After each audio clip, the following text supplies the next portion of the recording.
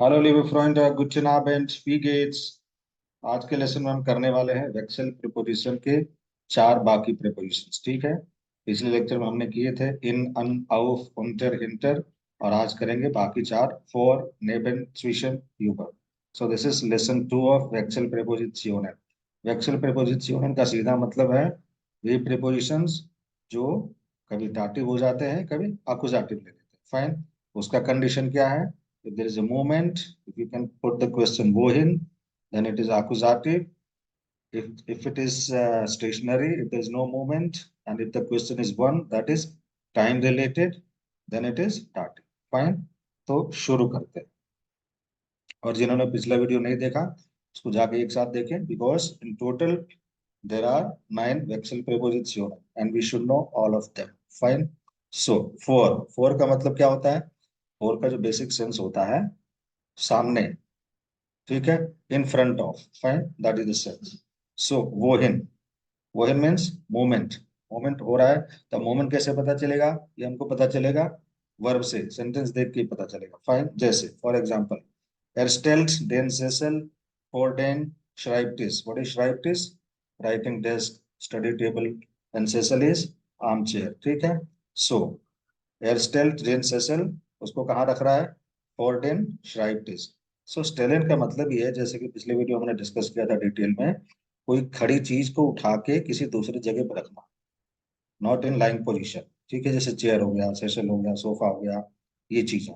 जैसे बुक्स हो गई, बैग हो गया, ये सब तो लाइंग पोजीशन पर रहती है, तो इनके लिए हम लेग इन लगाते हैं। फाइन।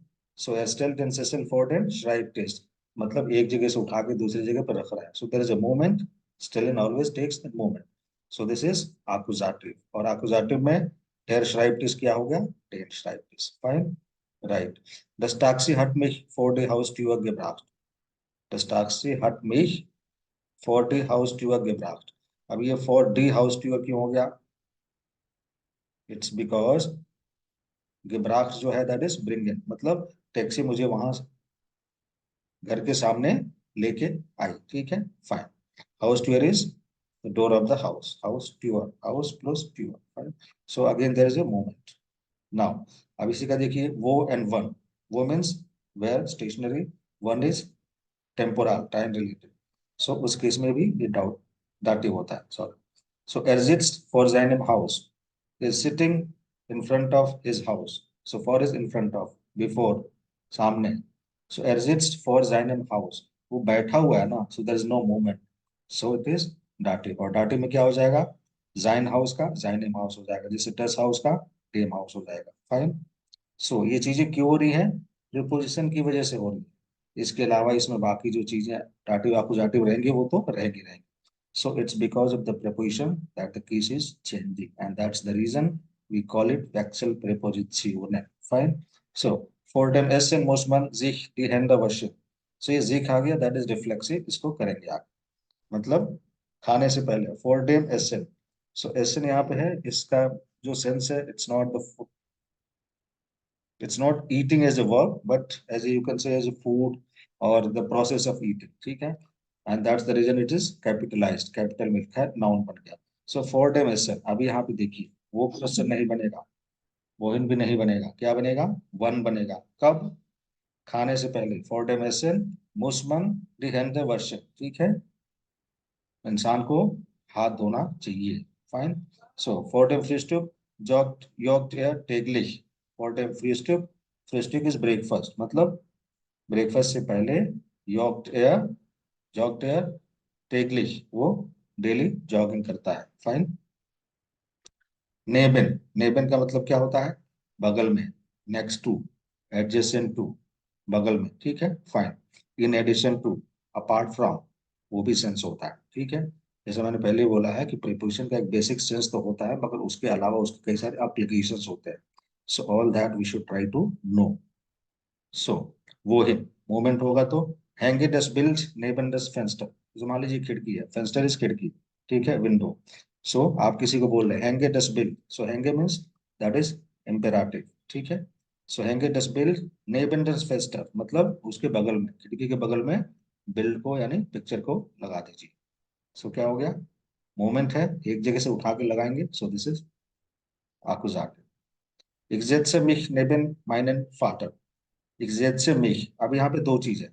Ich setze mich को आप ich sitze भी लगा सकते हैं, मगर जैसे sitze लगाएंगे, so that is to sit, बैठना, तो वो dative ले लेगा, because there is no movement.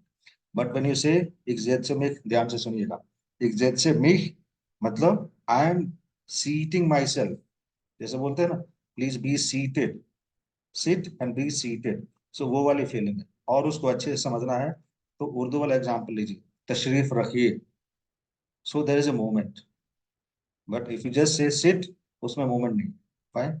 सो तशरीफ रखिए, सो ये वाली चीज है। इज्जत से मिह मतलब I am seating myself नेबन माइनन फादर, तो ये आपको जाती हो गया, fine. So next to my father, I am seating myself next to my father. Stellen Sie den Tisch neben den Kasten. Kasten is box. So stellen Sie den Tisch, put the table next to the, yeah, beside the box. Fine.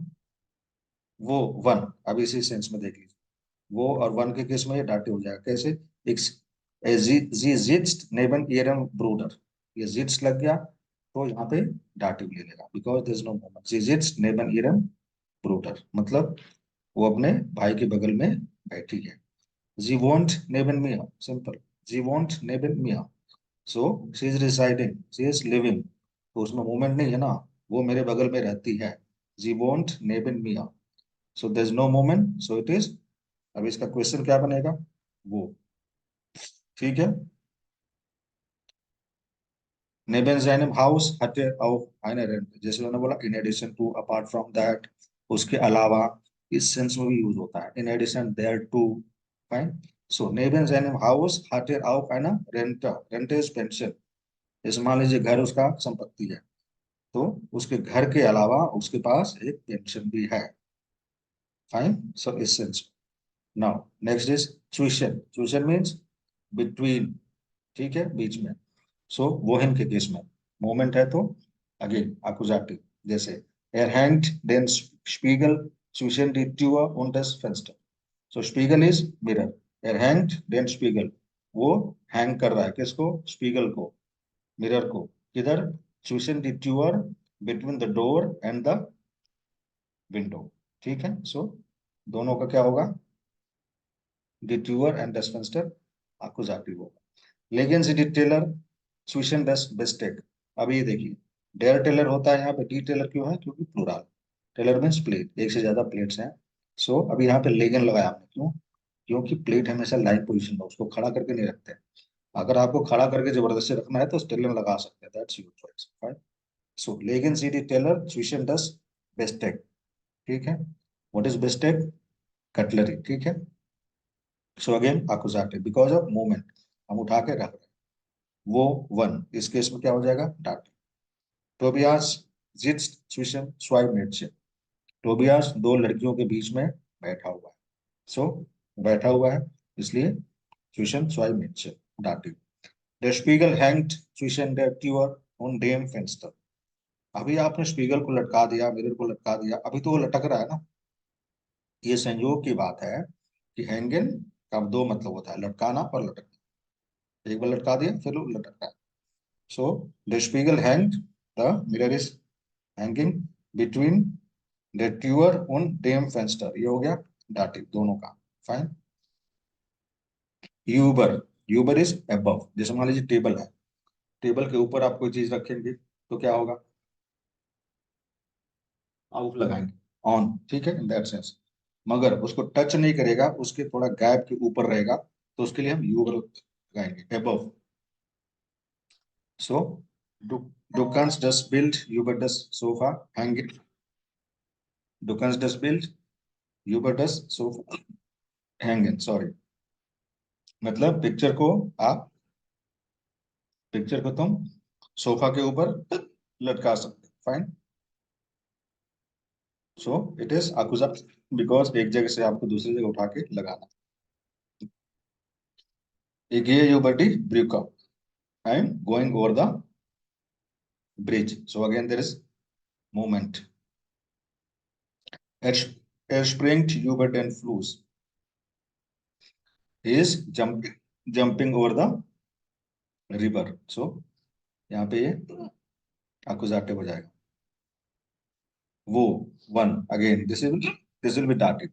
So this bill hanged over them, मतलब the picture is hanging over the table. अभी वो already hanging है, इसलिए movement नहीं है, तो it will become dative. या direct einen Mantel über dem Kleid. वो अपने कपड़े के ऊपर एक overcoat, mantle is overcoat. So tragen is to wear, to carry.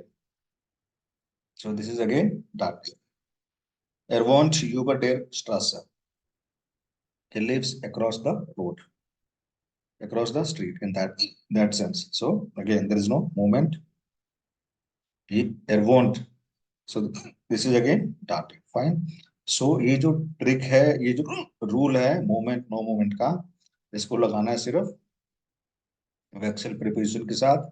आकुजाटिव वाले प्रीपोजिशन अलग हैं, दाटिव वाले अलग हैं, वो आपको प्लेलिस्ट में मिल जाएंगे। Fine. So with this we completed all the 9 vexel preposizioni.